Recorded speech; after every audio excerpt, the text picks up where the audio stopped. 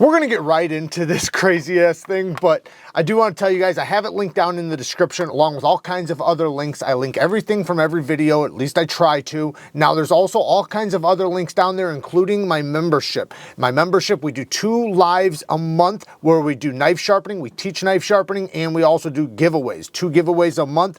If you want to sign up to the membership, but there's all kinds of other links down there from sharpening supplies, knife dealers, and then anything that I feature in the videos.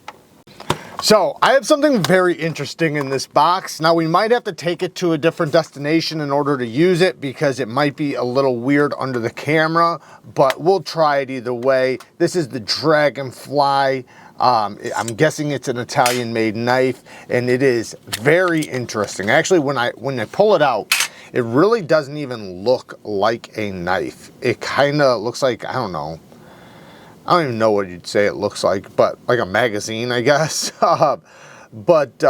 It's definitely very unique and not your typical knife. Now, the way it works is you slap it forward like that. So it goes forward and then out. And it is so effortless to do that.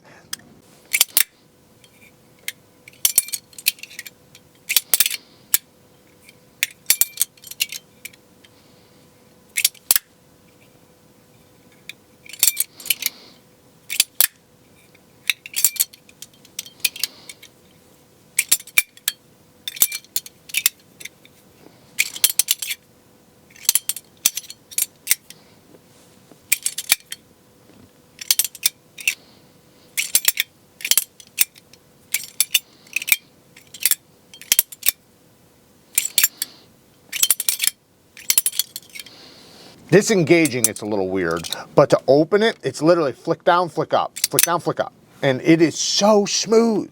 Like, and when you're holding it, rock solid lockup, at least on mine, because when you're holding it, you're actually engaging the lock even stronger. Now, the problem with it is the harder you squeeze it, the more difficult it's gonna be to disengage it. It's not horrible, and I think it breaks in smoother and smoother, but pop that forward, let that drop, let the blade drop. Then you kind of have to hold the blade because if you swing it forward again, the blade will open back up. So you got to hold the blade, let it swing forward, and then, you know, squeeze it shut. And then if you squeeze it tight, it'll stay shut for the most part. Actually, after the video, I figured out a really cool move. I can actually open it and shut it all in one flow. My thing is starting to break in where this doesn't lock in as strong, and I can do it with my thumb. So just know that this thing did break in pretty well. I still have to get it sometimes if I really slap it, but I can tell it's just getting better and better. But with the drop like that, where you drop it like that, you know, where it's in the reverse grip, you can also slap it forward and reverse it.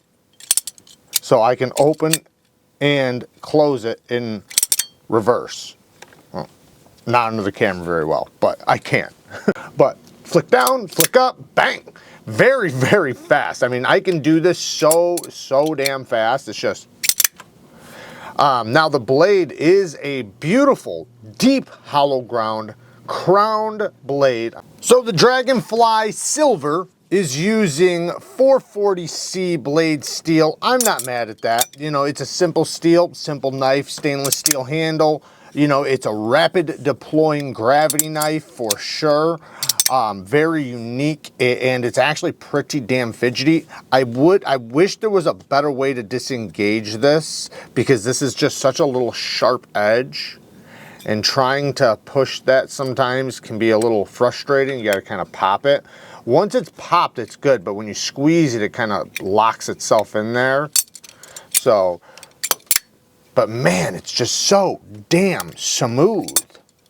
Like, there's nothing stopping. Like I said, it is pretty solid. Now, when this thing's not engaged, you have play. Yeah, obviously side to side and obviously up and down. But once you lock that in place and you squeeze, there's no play, at least on mine. Mine is just absolutely rock solid.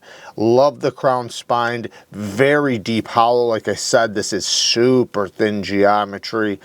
This is a little slicer. They did not give you a good choil or a good sharpening choil.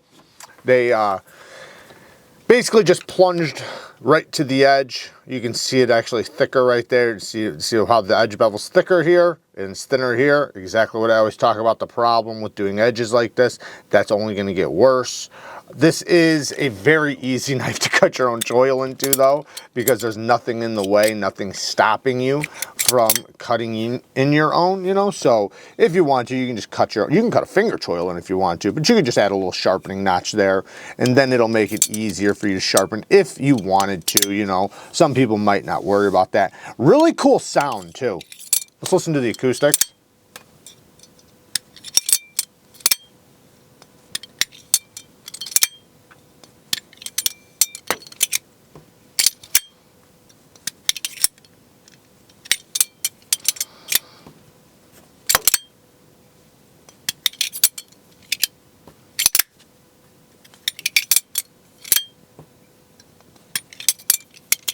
But yeah, very, very cool sounds. I love the sound of this. I wonder if I can do it like this. How would I? Oh, shit. Oh, excuse my language. Wow. You can get it in the reverse grip real easy too. Both grips are very easy to get to. So with the reverse, you just slap it down. Slap it down like that, and it automatically opens and locks. That's crazy, man. It's so cool. So, oh, which way was it? It was like this. So when you, no, sorry. It was like this. Yeah. So let me pop it forward again. So when you drop it, this door is going to open automatically, and the blade's going to kind of push its way out. And then, so it's just going to lock right up. That is awesome. It is definitely a unique, you know, build and just, you know, all that good stuff. I'm not sure if this thing's trying to advertise as a self-defense knife or if it's just trying to be a, you know, an EDC knife, because it is a gravity knife. It rapidly deploys. You make it stronger, the squeezer you hold, the harder you squeeze it. But the problem with it, with being that, right, there's a huge problem. This is super slippery. This is not easy to keep in your hand. If I plunge this into something, I will slip up the blade. Now you can cap the butt end and then you're fine, you know, and you're still holding pressure. So you could, but it's tough in the forward grip, you know, slashing maybe, but poking, not really. It's just, it's so slippery. And this is basically an integral handle. This is just one solid piece of metal folded over. You know, that's all it is. It's not machined, obviously. It's cut and then bent. But, yeah, you know, it's just, I think it's just, you know, a basic EDC knife, something you can whip out really quick, make your cut, and then, you know, close up when you are done. But it is pretty cool how rapidly it does deploy. And you know, how it deploys in the reverse grip and how you can close it back up in the reverse grip too. That's pretty cool. I know it's hard to complain about negatives, but you know, I'm gonna just name a couple. I know this really isn't that type of knife, so it's difficult to sit there and do that. But one, when you're opening and closing it, the blade does have the potential to hit this handle and dull the edge. You know, you can get really good at it and avoid it, but you know, it's gonna happen during practice.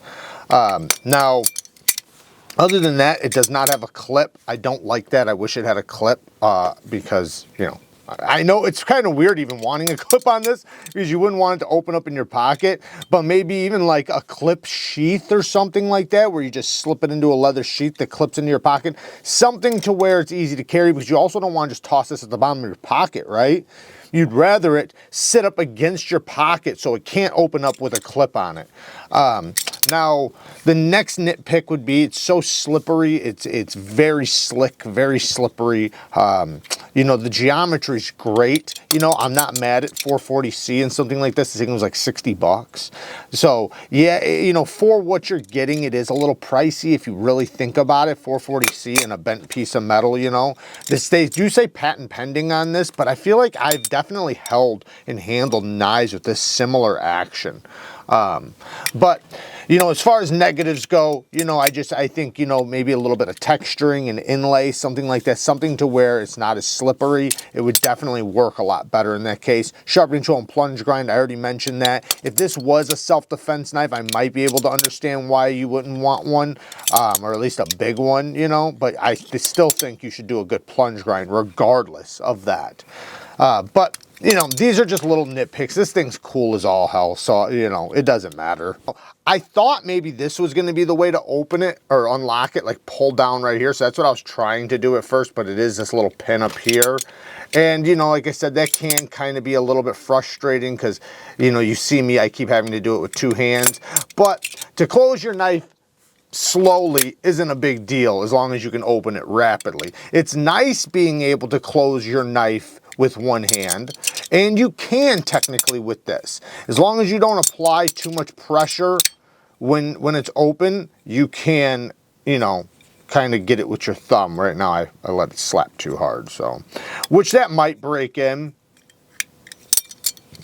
But if you just lightly open it, you can still shut it. But the second you start squeezing it, yeah, it's gonna hold itself together because it's kind of just like a tension thing where it wedges itself. This has got to be on bearings for sure. Nice big bearings too. Wow, I'm guessing those are bearings. Got to be. It is actually centered. That's crazy. I don't know, man. I dig it, man. I dig it. I love unique stuff. You guys already know that. And this one actually works really, really well. I know this idea has been around for a while. I tried one of these back in like the early 90s or something like that. So I know this is nothing new, but it's been so long since I've tried one. So it's nice to get one in the hand again. Anyways, there you guys go. Work hard, stay tough. Until next time, peace.